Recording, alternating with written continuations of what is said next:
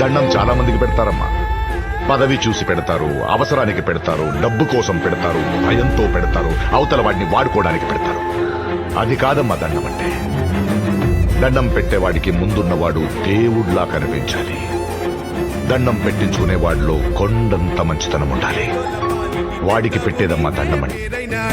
బిడ్డవు నీవే, గండాలు దాటించి నిలిసినవయ్యో, నీ నిండు మనసుకు జోహారులయ్యో.